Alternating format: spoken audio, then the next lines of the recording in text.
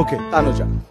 హే బొంగారాలంటి కళ్ళు తిప్పింది, ఉంగారాలున్న జుట్టు తిప్పింది, జుట్టే లేని ఇమ్మాన్యువల్ ని తన చుట్టూ తిప్పింది.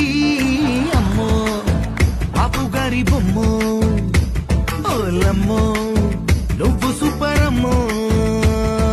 ధర్ని గారిని నాన్న నాన్న అంటుంది, దివ్యతో మాట్లాడితే కుళ్ళుకుంటుంది, అయితే అరిచి లేకుంటే ఏడ్చి పాయింట్ చెప్తుంది. అమ్మో ధర్ని గారి బొమ్మో.